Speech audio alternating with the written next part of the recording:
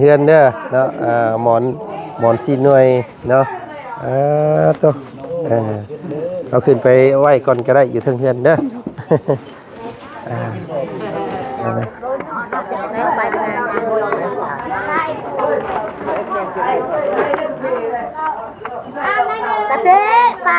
โอ้ยน้ำลายไหล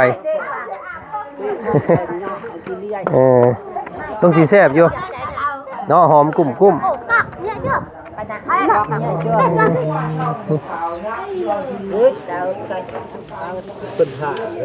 เอ้ยอันนี้มันยังเอ้ยนี่แม่ลูกงูโอ้คนบวกยนต์ฮักเนาะโคตรดีบ่วงของเอาเบิ่งมาโอ้นี่จกตัวนี้มันนี่จกระดึงเนาะนี่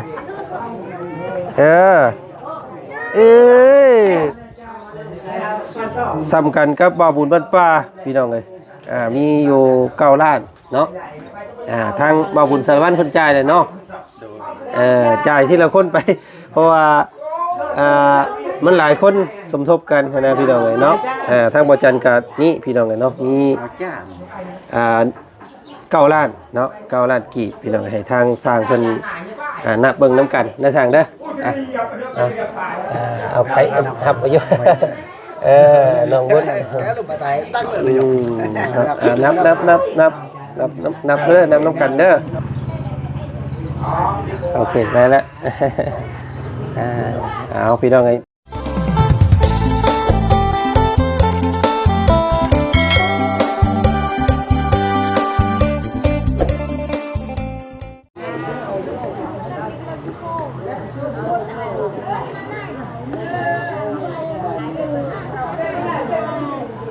ก็แขกคนพี่น้องเลยเนาะนั่งเต้ตะลุมตะลางทราบปราบอยู่เนาะเพิ่นยังบ่ทันได้พากันขึ้นไปนั่งอยู่เทิงแล้วนี่พี่น้องเลยฮอดแล้วพี่น้องเอ้ยมาแล้วเนาะวันที่รอคอยเนาะบ้านใหม่ขึ้นบ้านใหม่น้องพุทธบาตาคมมื้อนี้พี่น้องเอ้ยเนาะเนาะกับทักทายสบายดีพ่อแม่พี่น้องเนาะหมู่เพื่อนกันเนาะสุขคนเด้อเจอกันกับบ่าวจันทร์อีกคือเก่าพี่น้องเนาะมื้อนี้เปิดภาพมาเนาะบรรยากาศตอน 8 โมงเช้าพี่น้องเอ้ยเนาะมื้อนี้พาพี่พาน้องเนาะพา FC ผู้ใหญ่ใจดีทุกท่านมาขึ้นเฮือนใหม่น้องบุษบาเด้อพี่น้องเนาะผูกเสียงเซลอยู่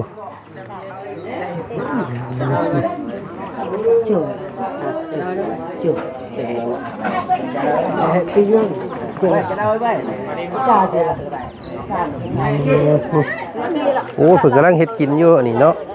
ยังบ่แล้วพี่น้องเลยสบายดีน้องบูธเนาะ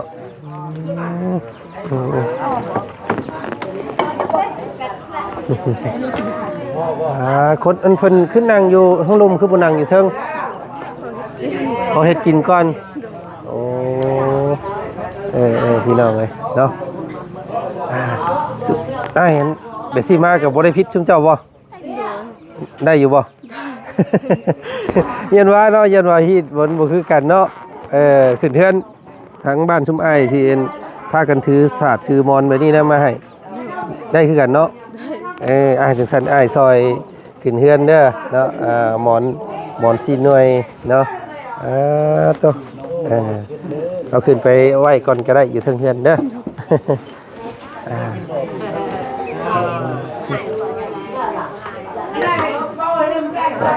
หมอน้ำตรงน้ำห้อนพากัน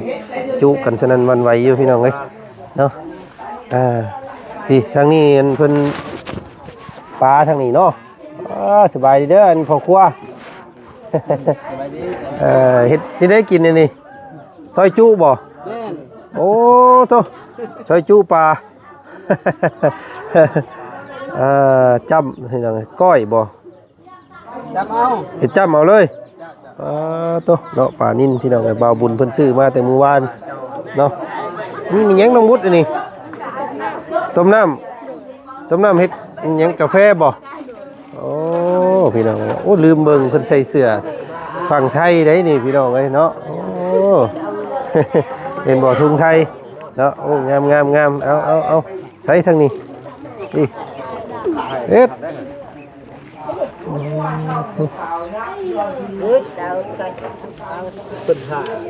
เอ้ยอันนี้มีหยังเอ้ยนี่แม่ลูกงูโอ้โอ้เพิ่นอันบวกยนต์ฮักเนาะโพดดีบ่วงของปอมมิลิบ่วงก็ได้คนบาทเดียวฮักเลย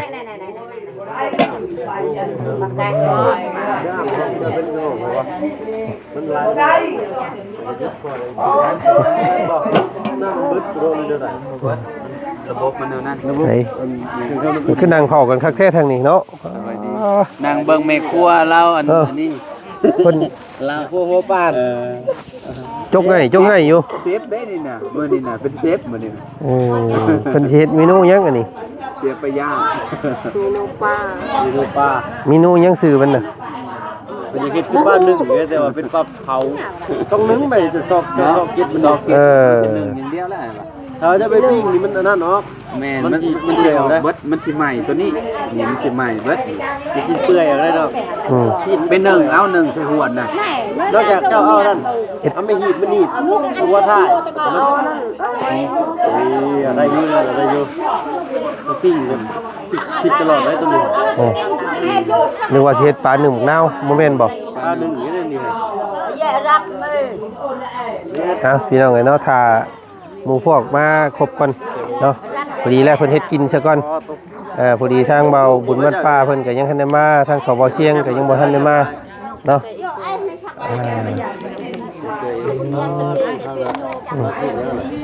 ทางนี้เพิ่นกำลังสินึ่งปลาหวานทอดปลาหวาน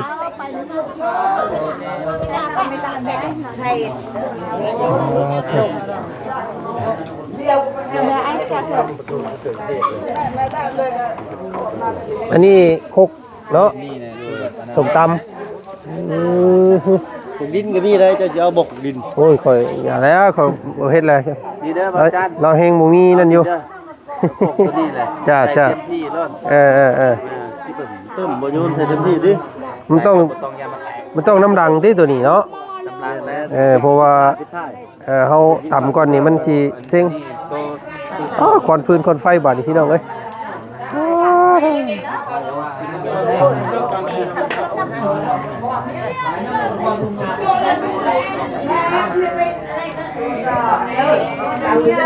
ใส่เบิ่งมาทักทายทางพี่ก่อนเพิ่นบ่มีโต๊ะนั่งเนาะพ่อเนาะพากันนั่งอยู่แบบนี้เลยอันนี้สบายดีเบิดแล้วบ่พ่อเบิดแล้วบ่คนมานี่เบิดแล้วบ่นี่ก็คนมันหมดโอ้เวียกเพิ่นค่าเวียกไม่ได้ค่าเวียกโอ้ยลายแล้วเต็มเรือนเนาะดีเลยสบายนี่พากันนั่งอยู่รุมก่อนสิบ่ทั้งเทิงบ่ได้นั่งบ่มีอยู่บ่ทั้งเทิงผู้มีคนอยู่เฒ่าแก่โอ้เฒ่าแก่ในโฮมเพิ่นอยู่เทิงพุทธเนาะน้ำในนี่ยายกันเด้อเนาะแม่ครัวกินแต่กินอันแล้วบ่ขึ้นนี่แล้วบ่เพิ่นอันพรพระจงพระเจ้าเรียบร้อยแล้วบ่เรียบร้อยแล้วมีแต่ท่ากินข้าวบาดนี้ข้าวกระดิ่งเต็มเลยกระดิ่งโอ้ง่ายเนาะง่ายสบายดีอยู่พี่น้องเนาะเพราะว่าบ่คือกับบ้านเฮานี่โอ้ยยังเพื่อสิสูตรสิยังกันบ่แม่นง่ายเนาะอันนี้สบายเนาะสร้างเพิ่นมาครบบ่มื้อนี้เนาะโอ้มาครบอยู่บ่สร้างมื้อนี้เมื่อวานนี่ว่าสิมาจ่ายค่าสร้างบ่เห็นผู้ใดโอ้ยเนาะพี่น้องเนาะให้เพิ่นเฮ็ดอยู่ให้กินซะก่อนเดี๋ยวจังว่ากันเนาะพอดีให้หมู่มาครบก่อนยังมาบ่ครบว่านั่นก็ได้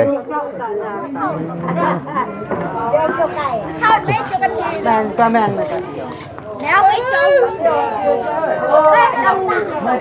เฮ้ย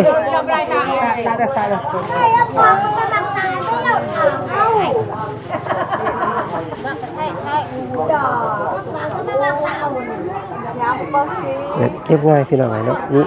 วิธีอย่างโมได้มีแล้วเนาะจบแล้วมีแต่ถ่ายกินข้าวอย่างเดียวเราอ่ะเนาะใส่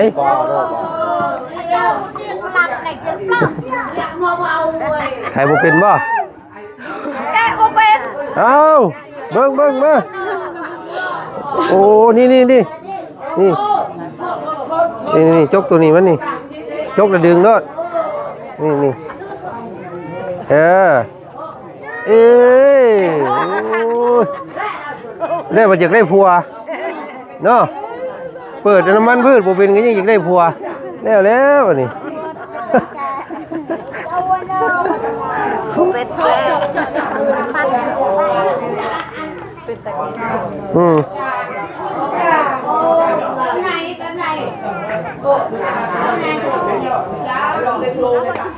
มันต้องทอดใหม่เด้อ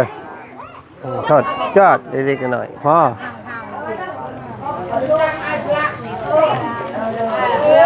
ทอดปลาครับนี่ก็อยากมันก็แม่งมันเอาไปจ้าแปะเนื้อจุจ่าอยากนี่ไปขึ้นทางเพื่อนก่อนนิดนึงอันนี้ปล่อยให้เพิ่นเฮ็ดก่อนเดี๋ยวขึ้นไปจ่ายเงินนั้นให้สร้างก่อนเนาะคอยอันขย้อยซอยจ่ายไปทีละคนพี่น้องเพราะว่าทางบ่บุญเว้าต้องเพิ่มเพิ่นยังบ่ทันมาเนาะเพราะว่าเพื่อนหลังนี้มีหลายคนว่าสมทบกันเนาะ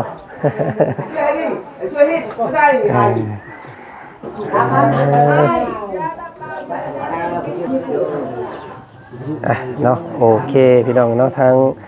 มื้อนี้ทางบ่จันขออนุญาตอันมาจ่ายเงินค่าสร้างซะก่อนพี่น้องเอ้ยเนาะก่อนสิกินข้าวกินน้ำเนาะอันนี้พิธีหยังเพิ่นแล้วเรียบร้อยแล้วเนาะนี่เนาะเรียบร้อยแล้วโอ้สบายดีได้สร้างเด้อเนาะ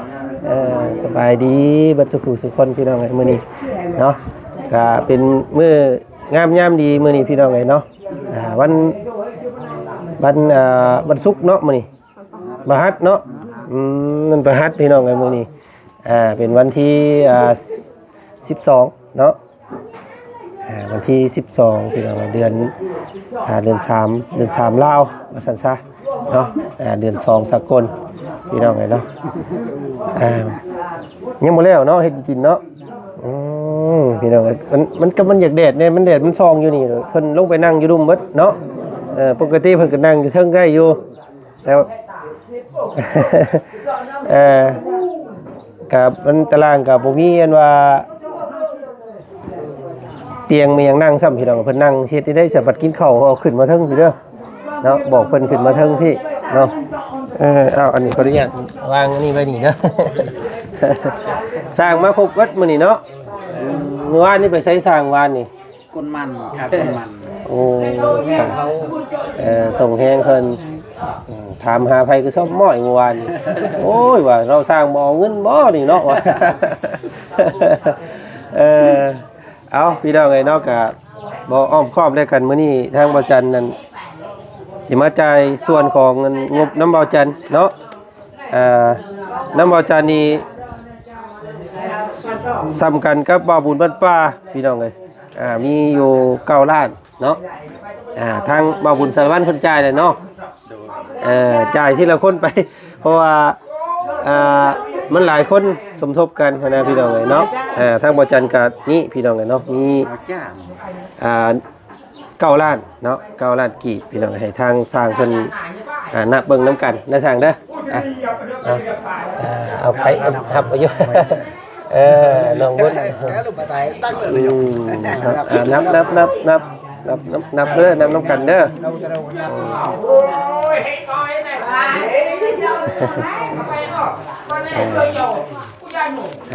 ก็พี่น้องเลยมื้อนี้เพิ่นเลขออกแล้วมื้อนี้อันว่าหวยอันสร้างถือหวยมื้อนี้น้องวุฒิเนาะ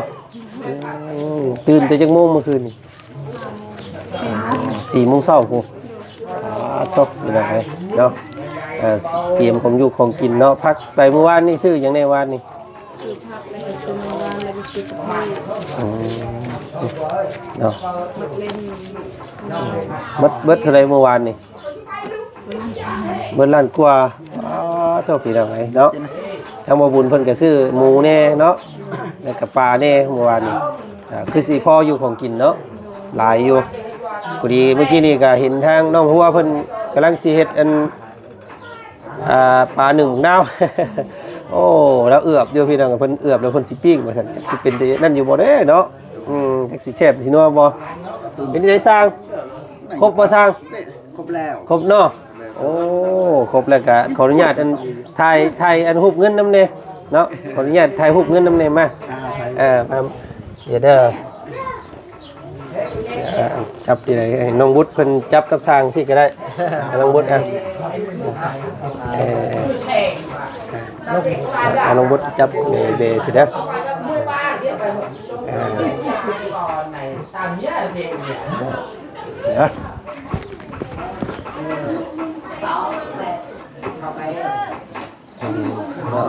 ให้ขับกล้องน้ำก่อนนิดนึงเนี่ยเนาะโอเคได้แล้วเอาพี่น้องไงบัดที่นี่ก็ยังอยู่น้ำบ่าวบุญบ้านป่า9 ลาดแล้วก็น้ำลุงเฮิม2 ลาดกับพอดีเป็น22พอดีเนาะตอนนี้ก็เป็น11พุ่นกับอยู่พุ่นกับ11เอาพี่น้องไงเนาะยังบ่ทันได้กินข้าวเนาะบ่ได้พาไปทางใดที่มื้อนี้ บ่ได้พาไปทางไหน เนาะอยู่ร่วมกันเบิดมื้อที่มื้อนี้เนาะอยู่นี่แหละอุ่นเรือนน้องเพิ่นเปิดว่าประตูประต่างทางในผู้รับลงนอนเพิ่นก็ยังบ่ทันได้ปูเนาะเอาจังได๋ก็ดีใจนำเด้อน้องเด้อเนาะที่ว่ามีมื้อนี้พี่น้องเอ้ยเนาะถือว่าเสร็จสิ้นสมบูรณ์เนาะขึ้นเรือนแล้วก็มีแต่ให้น้องเพิ่นรับนอนแบบนี้พี่น้องเอ้ยพี่น้อง FC ถือว่าพ่อใจดีแม่ใจดีเพิ่นอยากซอยอีหยังเพิ่มเติมก็ยินดีเนาะว่าสิเป็นพวกห้องน้ำห้องครัวเนาะยังอีกหลายอยู่พี่น้องเอ้ยเนาะห้องน้ำกับห้องครัวนี่อยากได้ตัวใดหลายกว่ากันอยากได้ห้องครัวโอ้ยคือบ่เอาห้องน้ำเนาะข่อยว่าห้องน้ำได้ใครว่าสำคัญกว่าเนาะห้องครัวนี่เฮายุ1คง1เข้าอยู่ตารางก็ได้เนาะห้องน้ำแล่นไปแต่ป่าพูโอ้ยยากยามฝนก็ยากเนาะเอาพี่น้องเอ้ยเนาะก็คอยหาไปเนาะบัดนี้ก็ได้ตัวเพื่อนแล้วก็ตัวอย่างอื่นก็คอยเก็บเอาเนาะคอยเบิ่งไปนั่นแหละคอยเป็นค่อยไป เอามีแต่มื้อนี้ก็อยากขอบมุกขอบใจทางสร้างเนาะเฮ็ดเฮือนงามให้พี่น้องเอ้ยถือว่างามหลายเนาะงามแบบว่าสีมือปานนี้เนาะ บ่ได้บ่จบบ่งามก็ของแปลงอีก โอ้ได้แล้วเนาะงามแล้วนี่พี่น้องเอ้ยสุดเท่านี้เนาะสุดเท่านี้แหละขอบมุกขอบใจสร้างนี่แหละพี่น้องเอ้ยเพราะว่าเฮือนงามได้ก็ย้อนสร้างเนาะมีอีกหลังหน้าสิเอิ้นใช้อีกเด้อมีแต่บัดนี้ก็อยากคำว่าสร้างบ้างมื้อนี้นั่นอยากให้ไปเบิ่งห้องน้ำเนาะอยู่บ้านอะไรน้อยบ้าน35นี่บ้านอะไรน้อย35วิละทบ หมู่เฮือน7หลังคาหั่นบ้าน35ห้องน้ำคุณเท่าไหร่ล่ะก็2 เมตร2 เมตร 50 2 เมตรคูณ2 เมตร 50เนาะสร้างว่าสิเอาสำใดก็เดี๋ยวจังว่ากันเด้อเนาะซ้ำสีแบบคือเฮือนน้องหัวนี่แหละทำเรื่อยๆเนาะ2 เมตร 50คูณ2 เมตรอาจสิน้อยกว่าเฮือนน้องหัวนิดนึงเฮือนน้องหัวเนี่ย2 เมตร 50คูณ2 เมตร 50เนาะ2 เมตร 50นี่พี่น้องเดี๋ยวจังว่ากันอีกเด้อขอบใจหลายๆเนาะมีแต่ฝากให้น้องบุตรเนาะขอบใจ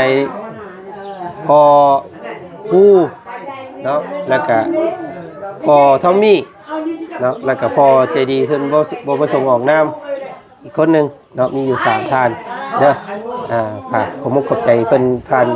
แหละเพิ่นนั่งเบิ่งอยู่เนาะเอาขอบคุณขอบใจเพิ่นแน่เด้อ พอทุ่มนี้นะไปใส่ใส่ตลอดภัยได้รุ่นไหนได้ได้สิ่งนั้นตาเกิดจากปัจจัยที่เรากันจะทำสิ่งนั้นได้ก็น่ารู้ว่าจะเจ้าเนี่ย กินเลย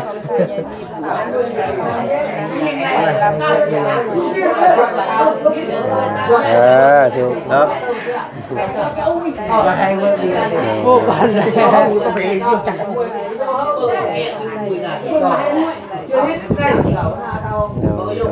เนาะมีแต่หักสาวเด้อเฮือนดังนี้เด้อเนาะเสร็จสมบูรณ์แล้วพี่น้องไอ้มื้อนี้ก็พิธีตีตองก็บ่มีหยังหลายเนาะมีแต่แบบนี้ว่าเบิดแล้วบ่นี่เบิดแล้วเนาะมีแต่กินข้าวแล้ววันนี้เนาะโอ้บ่มีเสียงเพลงเสียงรำหยังเนาะ โอ้เรายาปลาปิ้งบ่มีเลยพี่น้องไอ้เนาะโอ้ถือว่าแบบนี้ก็ดีคือกันเนาะมันจังบ่เปลืองเหล้าเปลืองเบียร์ โอ้ถ้าถึงทางบ้านข่อยนี่ขึ้นเฮือนนี่โอ้โตเบียร์นี่นะครับ30-40ล้างบ่ได้ขาดว้าวซีนก็เป็นงัวเป็นโตพุ่นแหละขึ้นเฮือนนี่ไก่กามีโอ้หลายพี่น้องเนาะก็ถือว่าแตกต่างกันอยู่แบบนี้ก็สบายๆเนาะง่ายๆขึ้นกันแบบเรียบง่ายโอ้ทางอันนั้นก็เป็นเฒ่าแก่เพิ่นเนาะมาอุ่นให้เต็มพัดลมกันอยู่ข้างในเนาะบ่ได้มีผ้าข้าวผ้าหยังเนาะมาตกอันเตียงเพิ่นเอิ้นคันมาบ่เวงบ่ได้มีเนาะ นี่แล้วพี่น้องมีแต่ถ่ากินข้าวป้าใส่ลงครัวต่อบัดนี่เนาะลงไปเฮ็ดของกินต่อได้เลยเนาะเดี๋ยวสร้างเพิ่นอยากกินข้าวได้นี่ นี่ตำบักหุ่งเนาะนั่งอยู่เทิงพี่แล้วสร้างเลยนั่งอยู่เทิงพี่แหละมันเนาะยังอยู่ลุมมันบ่มีหม่องนั่งพี่น้องเลยทั้งในเพิ่นก็ทั้งเพิ่นกินน้ำซ่าสบายดีเด้อทางนั้นเนาะ สบายดีวันส่วนเจ้าพี่น้องเนาะโอ้ยเนาะขอบมุกขอบใจเด้อที่มาอุ่นเฮือนเพิ่นให้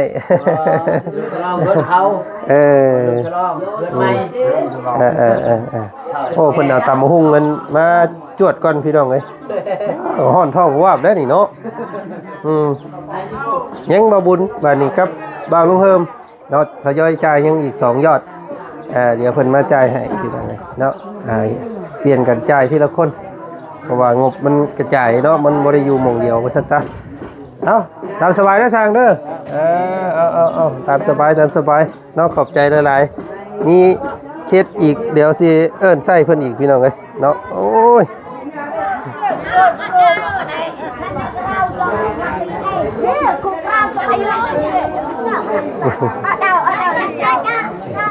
โธ่ยังแล้วพี่น้องปลาเพิ่นปิ้งเอาเนาะสรุปแล้วเป็นปลาปิ้งบักนาว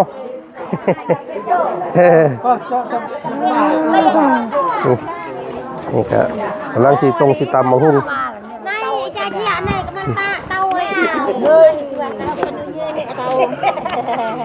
เฮ้ยคือบ่ว่าตำยันตำบ่แซ่บนั่น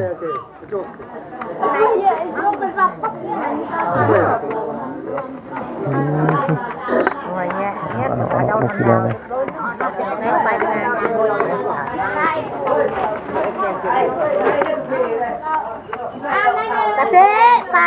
โอ้ยน้ำลายไหล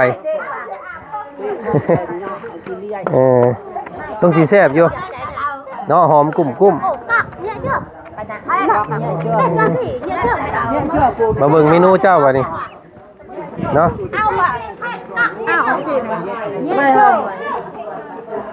ปิ้งปลาพี่น้องเลยปลาปิ้งเนาะอันนี้เพิ่นแผนกกันซอยจุปลาโอ้เพิ่นกินกันเอาขั้นหมักน้ำบางอย่างได้กินเลยบ่อยโอ้มะกอกอันน่ะโค้งมันก็เอาไปต้มบัดนี้เนาะต้มแกงโอ้พี่น้องคักเพิ่นเฮ็ดเนาะ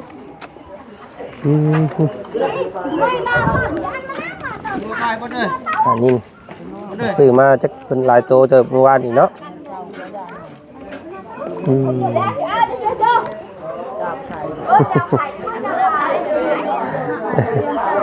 เอาโอเคแล้วสาพี่น้องเลยก็ถ้าทางหมู่คู่มาก่อนยังกินข้าวอ้าวมาแล้วพี่น้องกันทั้งนั้นโอเคเนาะทางเบาลุงเฮิมกับเบาบุญเพิ่นมาแล้วพี่น้องเลยเนาะก็ขอบพระคุณเด้อเนาะทางผู้รับผู้ใหญ่ใจดีเนาะแล้วก็ FC ทุกๆท่านเนาะที่ร่วมสมทบเนาะเฮ็ดเฮือนหลังนี้จนเป็นรูปเป็นร่างอันงดงามพี่น้องเลยเนาะเฮือนหลังนี้งามได้ก็ย้อนพ่อแม่ใจดีเนาะให้ทุนมาว่าซั่นซะเนาะแล้วก็สร้างเฮ็ดนี่แหละพี่น้องเลยเนาะก็ขอบพระคุณเนาะทางพ่อผู้พ่อใจดีที่บ่ประสงค์ออกนามเนาะแล้วก็พ่อทอมมี่พี่น้องเลยเนาะที่เป็นร่วมสมทบเฮ็ดเฮือนหลังนี้จนแล้วพี่น้องเลยเนาะก็ขอบพระคุณเนาะขอให้ทานจงอยู่ดีมีแห้งเนาะขอให้เจ้าจงมีแต่ความสุขความเจริญเนาะขอให้เป็นท่านทิพย์ท่านแก้วเนาะท่านไปแล้วให้ได้ขึ้นคือเก่าท่านมือเศร้าให้ได้เข้ามือแรงพี่น้องเลยเนาะสาธุเนาะขอให้มีแต่ความสุขขังพลังมันยืนพี่น้องเลยเนาะทางบ่จันกับบ่มีหยังสิตอบคุณเพิ่นคุณมีแต่คำขอบอกขอบใจขอบพระคุณนี่แหละพี่น้องเลยเนาะขอให้จงมีแต่ความแข็งขาดปลอดภัยในชีวิตเนาะขอให้มีความร่มเย็นในกายสบายในใจเนาะปรารถนาสิ่งใดขอให้สมใจปรารถนาเด้อเนาะทุกสิ่งทุกอย่างพี่น้องเลยมีแต่เบิ่งการอยู่การกินน้ำเพิ่นซะก่อนเนาะบ่มีหยังเรียบง่ายพี่น้องเลยเนาะบ่มีหยังมากมายมีแต่พากันนั่งกินข้าวแล้วก็นั่งอุ่นม่วนซื่นกันเนาะสำนักพ่อโอ้ถือว่าเป็นการขึ้นบ้านที่เรียบง่ายเนาะอีกครอบครัวนึงอันนี้ก็ได้พี่น้องเอ้ยไปก่อนมื้อนี้พี่น้องเนาะคลิปนี้ขอขอบพระคุณเพียงส่ำนี้ก่อนเนาะเบิ่งกันส่ำนี้เจอกันอีกคลิปหน้าได้กันเนาะคลิปนี้ทักทายสบายดีพ่อแม่พี่น้องหมู่เพื่อนบัดสุขุสุคนเด้อขอบพระคุณบัดสุขุสุคนเด้อเนาะที่คอยเชียร์คอยเบิ่งคอยชมเนาะคอยเตือนเนาะคลิปนี้จนให้น้องเพิ่นมีมื้อนี้ได้พี่น้องเนาะขอบพระคุณหลายๆสบายดีสวัสดีเด้อเนาะ